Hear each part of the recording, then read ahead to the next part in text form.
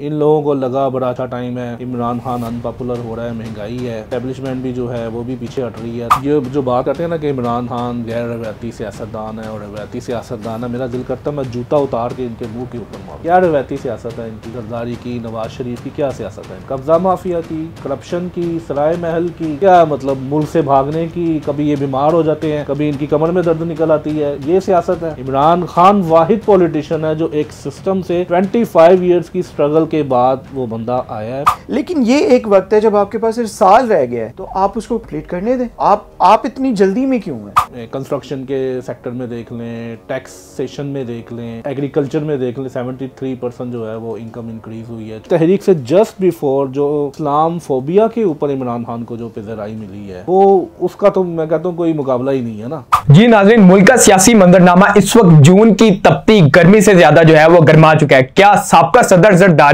दोबारा से मुल्क पाकिस्तान के सदर बन सकेंगे? क्या शहबाज शरीफ के हाथ में वजीर आजम की लकीर है? मौलाना फजलुर रहमान इस वक्त कहां खड़े हैं? ये सब जानने के लिए मेरे साथ स्टूडियो के अंदर मौजूद है काशिफ शहजाद साहब। काशिफ शहजाद साहब एक सीनियर तजिया निगार, कॉलम निगार भी हैं। इसके साथ हमें मुख्तार अली ने ज्वाइन किया, जो कि एक रिसर्चर भी हैं, सीनियर तजिया निगार भी हैं। लेकिन इन्होंने हमसे रिक्वेस्ट की है कि आज इनको स्टूडियो के अंदर एक आम पाकिस्तानी की हैसियत से जो है वो शामिल किया जाए, ताकि एक आम पाकिस्तानी का दर्द जो है वो इस स्टूडियो, इस प्रोग्राम के अंदर जो है वो सुना सके। और आज ये 27 मार्च के पीटीआई के जलसे के अंदर भी जो है वो शिरकत करने जा रहे हैं।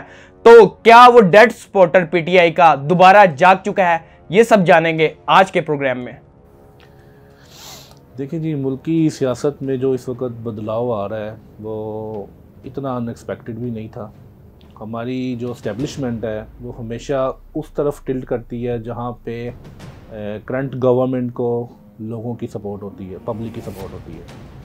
अब अगर 2007 में देखें, जब मुशर्रफ अनपॉपुलर हुआ अदलिया इफ्तिखार चौधरी की मूवमेंट के बाद, तो मोहतरमा बेनज़ीर भुट्टो जो है वो शहीद हो गई। जरदारी साहब के साथ सिंपथी आ गई, पब्लिक ओपिनियन बिल्ड हो गई, इस्टेब्लिशमेंट जो है उन्होंने टिल्ड किया और पाकिस्तान पीपल पार्टी जो है बरसल इक़्तिदार में आ गई। उसके बाद जरदारी 5 साल में परफॉर्म नहीं कर सका, जिसकी वजह से वो अवाम में अनपॉपुलर हुए, नून लीग पॉपुलर हुई और नून लीग के साथ इस्टेब्लिशमेंट जो है उसके साथ खड़ी हो गई और उनकी हुकूमत बन गई। सिमिलरली नवाज शरीफ भी वो परफॉर्म नहीं कर सका और 2018 में इमरान खान पॉपुलर हो गया।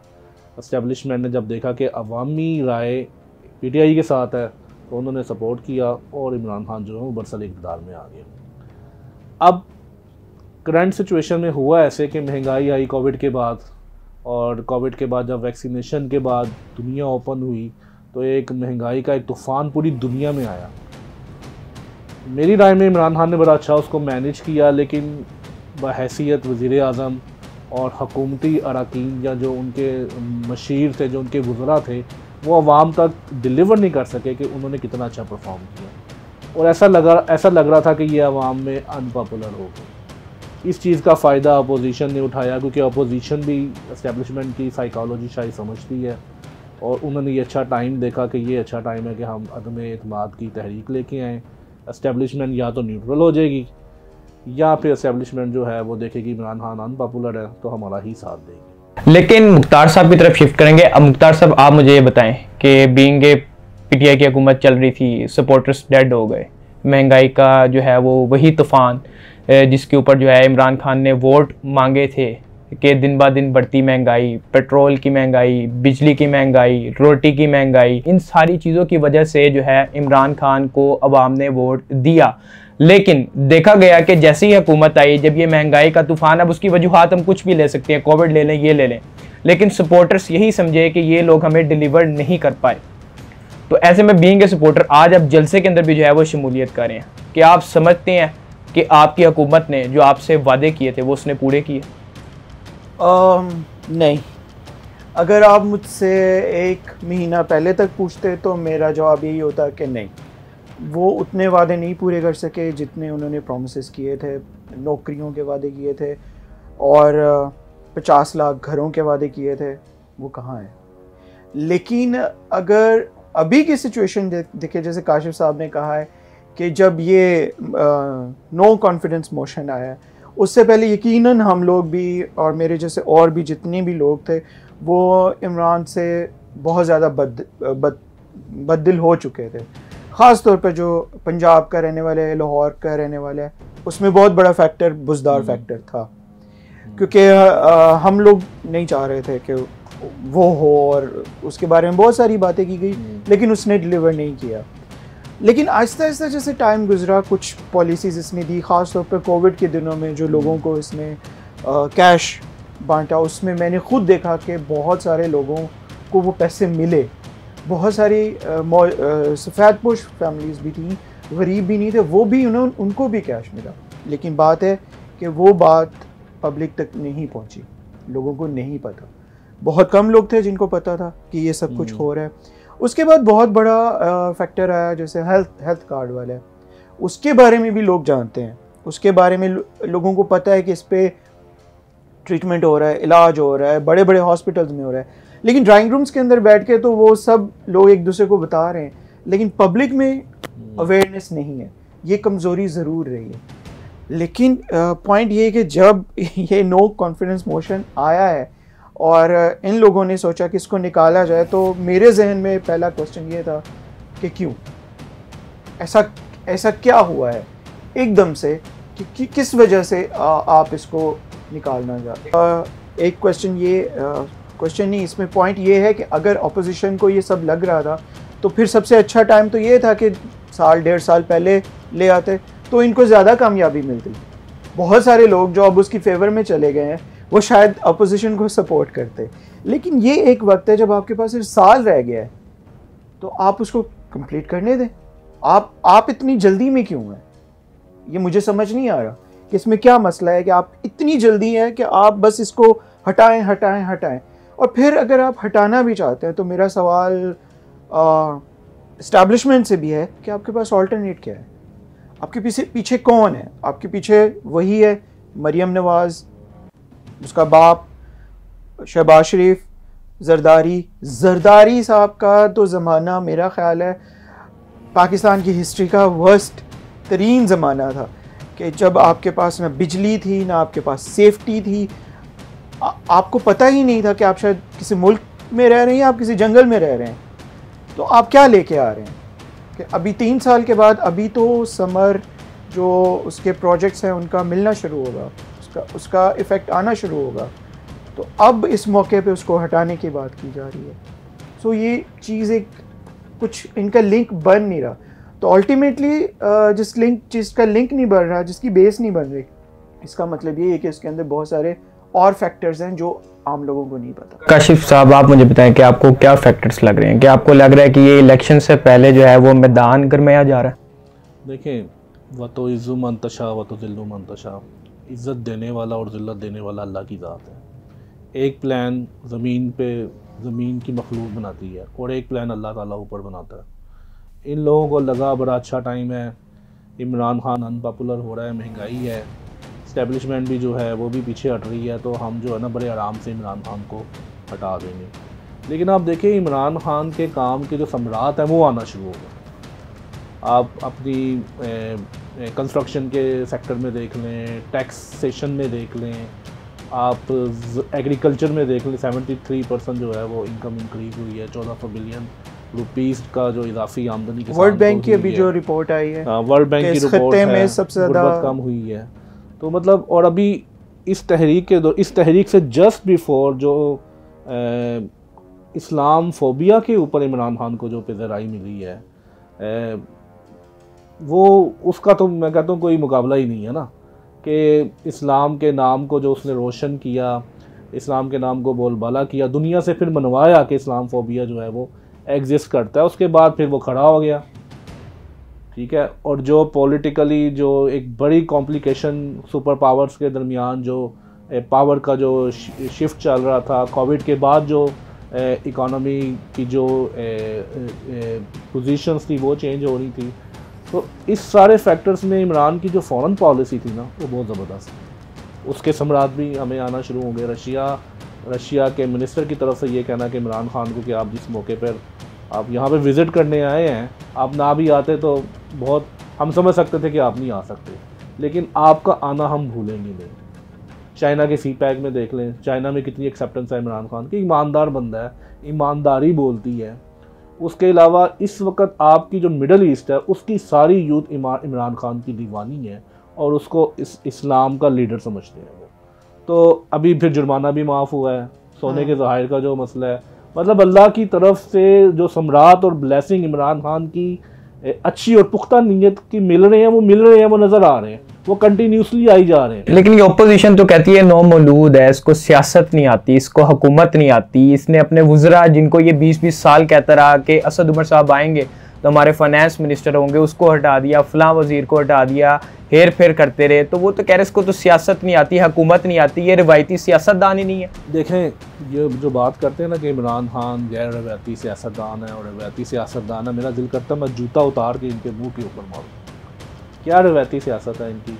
जरदारी की, नवाज शरीफ की क्या सियासत है इनकी? कब्ज़ा माफिया की, करप्शन की, सराय महल की, क्या मतलब मुल्क से भागने की, कभी ये बीमार हो जाते हैं, कभी इनकी कमर में दर्द निकल आती है, ये सियासत है? अगर ये रवायती सियासत है तो ये सियासत हमें नहीं चाहिए। इमरान खान वाहिद पॉलिटिशियन है जो एक सिस्टम से 25 ईयर्स की स्ट्रगल के बाद वो बंदा आया है। पहले उसने क्रिकेट में अपने आप को लीडर बनवाया, शौकत खानम हॉस्पिटल बनाया, जिस मॉडल को क्या सिंगापुर है, क्या स्वीडन है, क्या यूरोपीय यूनियन है, क्या अमेरिका है, हर कंट्री उस मॉडल को समझने की कोशिश करती है। ये है क्या, ये कैसे करते हैं? सोशल वेलफेयर कंट्रीज़ नहीं ये कर सकती। मेरा ताल्लुक स्वीडन से है, मेरी नेशनलिटी वहाँ की है, मैं ड्यूल नेशनल हूँ। वहाँ में हमारा इलाज फ्री है, हमारी एजुकेशन फ्री है, हमारा मेडिकल फ्री है, लेकिन जो फैसिलिटी कैंसर के इलाज के लिए यहाँ पे मिल रही है वो वहाँ पे नहीं, क्योंकि एक्सपेंसिव ट्रीटमेंट है, ये बहुत एक्सपेंसिव ट्रीटमेंट है। वो तो मतलब कोशिश वो ऐसे पेशेंट्स को डील ही नहीं करते, तो ये बड़ी एक अचीवमेंट है। लेकिन काशिफ साहब, बिलफर्ज मान लिया जाए कि इस वक्त जो है वो टिल्ट हट गया हुकूमत का, इमरान खान की हुकूमत जो है वो जाने वाली है, तो क्या सदर जरदारी होंगे, वज़ीर आज़म शहबाज शरीफ होंगे, मौलाना फजलुर रहमान जो है वो किधर स्टैंड करेंगे? देखें जी, आजकल इंटरनेट पे मैं बड़े देखता हूँ, जैसे हमारे एक एंकर साहब हैं यासर शामी साहब, जो कभी आशा इकराम को बहन बना लेते हैं और कभी वो प्लांटेड शो करते हैं, उसमें वो कभी स्टेटस लगाते हैं 100% इमरान खान गोन, और पता नहीं इस तरह की चीज़ें वो लगा रहे हैं। और भी बहुत से माने कह लें एंकर भी हैं, कॉलम निगार भी हैं। लेकिन एक चीज़ आप याद रखें, मुझे हंसी आती है, हंसी इसलिए आती है, इमरान खान हार के भी जीतेगा, जीत के तो हर कोई जीता है। इस पूरे अगर इमरान खान को हटा भी देते हैं ना ये, तब भी इमरान खान भी जीता है। इन्होंने एक ऐसा पंगा लिया है कि ये जीत के भी हारेंगे और ये हार के तो वैसे भी हारेंगे, तो नाकामी नहीं है इमरान खान को। चलें जी, फ़र्ज़ कर लेते हैं जी इमरान खान को इन्होंने हटा दिया, शहबाज शरीफ वज़ीर आज़म बन गया। सबसे पहले आपकी इंटरनेशनल हेडिंग क्या बनेगी कि आपका वज़ीर आज़म वो शख्स है जो मनी लॉन्ड्रिंग के केस में ज़मानत के ऊपर रहा है। ठीक है, पहली हेडिंग आपकी ये बनेगी। दूसरा देखें आप FATF में आप मतलब एक मनी लॉन्डर जो है वो आपको रिप्रेजेंट कर रहा है। हम ऐसी ग्रे लिस्ट से निकलने की कोशिश कर रहे हैं, उधर से हमने अपना सरबराही वो चुन लिया है जो मनी लॉन्ड्रिंग का मतलब उसमें शामिल है। अच्छा जी, शहबाज शरीफ साहब आएंगे पार्लियामेंट में, पीछे से आवाज़ें नहीं आएंगी मकसूद चपरासी की, ये जो जिनके ज़मीर अचानक से जाग गए हैं, जिन्होंने अपने ज़मीरों को वफादारी के नाम पे बेचा है, इनको आवाज़ें नहीं लगेंगी? लोटे लोटे आवाज़ें लगेंगी इनको। फिर जनाब इनका जो दामन है शहबाज शरीफ साहब का, उसमें कौन लटका होगा? काफ लीग, MQM, बाव पार्टी, वो इनका दामन खींचेंगे। ठीक है, ये दामन नहीं बचा पाएंगे, पीपल पार्टी अपना उल्लू सीधा करेगी। ये कैसे चलेगी गवर्नमेंट? पीपल्स पार्टी का आप जरा मौकफ बताएं कि पीपल्स पार्टी अगर इस अदम एतमाद तहरीक का हिस्सा ना भी बनती तो ये तो बच्चे को जो है वो मालूम है कि अगली हुकूमत में सिंध में पीपल्स पार्टी ने अपना सूबा सिक्योर कर लिया था, लेकिन फिर भी इस तहरीक का हिस्सा बनना, इसमें सदर जरदारी के जिनको एक गेम चेंजर भी कहा जाता है, उनका क्या एक माइंडसेट हो सकता है? देखें, जरदारी के बारे में लोग मतलब कहते हैं जी जरदारी सियासत में सबका बाप है। मैं इससे एग्री भी करता हूँ, डिसएग्री भी करता हूँ। डिसएग्री इसलिए करता हूँ कि पाकिस्तान के अंदर जो ज़मीर फरोशी, बेअसूली और अखलाकियात से गिरी सियासत जो चल रही है उसका वाकई वो बादशाह, इसमें कोई शक नहीं। बेसिकली पीपल पार्टी ख़त्म हो चुकी है और अगर उसका कहीं मुकाबला आता भी है ना तो वो नून लीग से आता है। ये सारी अदम इत्माद की तहरीक कैंची से नून लीग को काटेगी। ये नून लीग की मौत है, ये याद रखें। शहबाज शरीफ वज़ीर आज़म बन के आएगा, क्या करेगा वो? इस माशियत को संभालेगा? कैसे संभालेगा? IMF से हेल्प लेगा तब भी लानत पड़ेगी, नहीं लेगा तब भी लानत पड़ेगी। क्या करेगा? फॉरेन पॉलिसी हैंडल करेगा? कहेगा एब्सोल्युटली नॉट। अभी तो ये कह रहा है इमरान खान, क्या पिद्दी का चोरबा, पिद्दी कह रहा है इमरान खान को जी अमेरिका को एब्सोल्युटली नॉट कैसे कह सकता है? इमरान खान को नहीं कह रहा, पाकिस्तान को कह रहा है। इनके बच्चे बाहर, इनकी जायदादें बाहर, ये कैसे कहेंगे उनको एब्सोल्युटली नॉट? ये नहीं कह सकते। जब ये नहीं कहेंगे तो इमरान खान चुप बैठेगा, वो कहेगा भाई मेरी वाली फॉरेन पॉलिसी लेके आओ। माशियत इतनी पाकिस्तान की ख़राब हो जाएगी कि इमरान खान की महंगाई को भी लोग जो है ना वो बरकत समझना शुरू कर देंगे कि वो इमरान खान की माशी पॉलिसी बहुत अच्छी। लेकिन यही मुख्तार साहब जैसे जो डेड स्पोर्टर हैं जो कि कह रहे थे कि जो है वो खान ने वो वादे पूरे नहीं किए, महंगाई इतनी कर दी है कि आप लोगों ने आलमी महंगाई की खबरें नहीं पढ़ी थी? नहीं, आलमी महंगाई की खबरें बिल्कुल पढ़ी थी, लेकिन जो ग्राउंड पे होता है ना उसमें देखें, हम एक जज्बाती कौम है, इसमें कोई शक नहीं। जैसा भी काशिफ साहब ने कहा कि जब ये आएंगे तो फिर पिछलों को याद करेंगे। हमारी कौम ऐसी है कि जब हम किसी को गवर्नमेंट में लेके आते हैं ना तो 2-3 साल के बाद हम उसको याद करना शुरू हो जाते हैं जिसको हमने जूते मार मार के निकाला था, और फिर उसको ले आते हैं और फिर जो जाता है फिर हम उसको ही याद करना शुरू हो जाते हैं। लेकिन अभी ये जब सारी सिचुएशन हुई है, हमें नहीं पता, जैसे बात इस डिबेट के स्टार्ट में भी बात हुई कि वो इक़दामात कर रहा है महंगाई कम करने के लिए, चीज़ें सेटल करने के लिए, लेकिन वो बात पब्लिक तक। लेकिन आपको ये बेतुका नहीं लग रहा आज के दिन आप लोग जलसे के ऊपर जा रहे हैं? मतलब क्या हुकूमत किसके खिलाफ जलसा कर रही है? हुकूमत के खिलाफ जलसा कर रही है? आप तो हुकूमत में बैठे हैं, आपके फिर क्या ऐसे मुतालबात है कि जो आपको पूरे करने के लिए आपको सड़कों के ऊपर निकलना पड़ रहा है? पूरे मुल्क से जो है वो मार्च इस्लामाबाद डी चौक की तरफ जा रही है। देखें, बाज़ दफ़ा गवर्नमेंट्स को या लीडर्स को इस तरह के फ़ैसले लेने पड़ते हैं जो आम रवायती तौर पर मकबूल नहीं समझे जाते, गैर मकबूल समझे जाते हैं। उसका फ़ायदा हुआ है। देखें, उसका फ़ायदा अगर आप ये देख रहे हैं कि सिर्फ इमरान खान ने अपनी पॉपुलैरिटी दोबारा बढ़ाई है और उसका वर्कर निकला है, जो लोग उससे नफ़रत करना शुरू हो गए थे वो बाहर निकले, लेकिन इसके अलावा एक बहुत बड़ा फ़ायदा हुआ है, वो ये कि ये जो चारों पार्टीज़ थीं जिनको हम लोग एक बार फिर से अपना सेवियर समझना शुरू हो गए थे। हम लोग समझ रहे थे कि इमरान ने पूरा डिलीवर नहीं किया तो नून लीग को फिर से वोट देते हैं, लेकिन इस सारी सिचुएशन में आप देखें इन लोगों को नंगा कर दिया। ये सारे जो 3-4 लोग हैं, पिछले 2 हफ्तों में ऐसी अजीब हरकतें हुई हैं, ऐसी अजीब चीज़ें हुई हैं जो इससे पहले आई एम श्योर किसी ने भी नहीं देखी होगी, किसी ने भी नहीं देखी। 90s का ज़माना मुझे उस तरह से नहीं पता क्योंकि उस वक्त अखबार था, क्या हो रहा था क्या नहीं हो रहा था। उसके बाद 2000s में भी सोशल मीडिया नहीं था, लेकिन अभी जो हालात हुए हैं आप उठा के देख लें, यूट्यूब देख लें, कोई भी चैनल देख लें, कहीं पे भी देख लें, ऐसे ये लोग एक्सपोज हुए थे। मेरा ख्याल है कि इनकी पार्टीज़ के अपने भी लोग जिनमें थोड़ा सा शऊर है वो भी क्वेश्चन करेंगे कि यार ये सब क्या हो रहा है। काशिफ साहब, आप मुझे ये बताएं कि ये जलसे के बाद आप क्या समझ रहे हैं कि मुल्क की सियासी मंजरनामे में क्या तब्दीलियां जो हैं वो नज़र आएंगी? क्या इमरान खान जो है वो सियासी शहीद बन जाएंगे या फिर जो ओपोजिशन है जो उसकी बची कुची सियासत थी कि वो भी ख़त्म हो जाएगी? पॉलिटिकली स्कोरिंग जो होती है जहाँ पे हम कहते हैं ये बंदा सियासी शहीद बन गया, या इसने सिंध कार्ड खेल लिया, या नवाज शरीफ ने पंजाब कार्ड खेल लिया, इमरान खान को इसकी ज़रूरत ही नहीं। तो ये सवाल मतलब ये क्वेश्चन ही नहीं है कि इमरान खान सियासी शहीद बन जाएगा। इमरान खान जीतता है तब पाकिस्तान की जीत है, और हम जो है मतलब स्मूथली अपने माशी और अपनी फॉरेन पॉलिसी और जो एक नया इंटरनेशनल ब्लॉक बन रहा है हम उसका हिस्सा हैं, और एक मेन स्टेक होल्डर भी हैं। सारी चीज़ें स्मूथली चलती जाएंगी।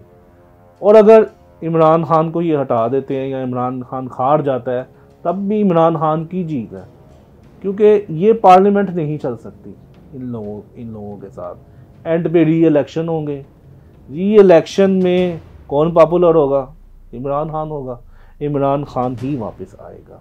लेकिन कह लें इस अरसे में 6 महीने में या 8 महीने में या साल में जो पाकिस्तान की माशियत को नुकसान पहुँचेगा, जो पाकिस्तान के इंटरनेशनल फॉरेन अफेयर्स को जो नुकसान पहुँचेगा, हम उसकी तलाफ़ी कर पाएंगे या कितना अरसा हमें मज़ीद रिक्वायर होगा, हम अपने आने वाली नस्लों का कितना नुकसान करेंगे, ये जो चीज़ है इस चीज़ की बस सोचने की ज़रूरत है। अदरवाइज़ इमरान खान इनके बस का काम नहीं है, इनके बस का। और एक लास्ट बात मैं करना चाहूँगा। अभी थोड़ी देर पहले आपने मतलब एक सवाल किया था कि ये जो अपोजिशन वाले कहते हैं इमरान खान जो है इसको सियासत नहीं आती या ये गैर रवायती सियासतदान है। देखें, मैं कहता हूँ उसको सियासत नहीं आती, फिर भी उसको सलूट है।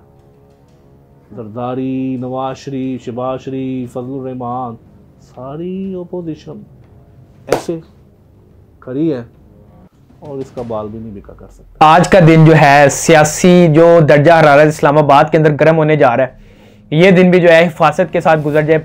अल्लाह हमारे मुल्क पाकिस्तान को जो है वो सलामत रखे। मजीद आने वाली अपडेट्स से जो है वो बाखबर रहने के लिए हमारे चैनल MYK न्यूज़ TV को सब्सक्राइब करें, बेल आइकॉन पर प्रेस करें। Ali Ahmed signing out. अल्लाह हाफिज़।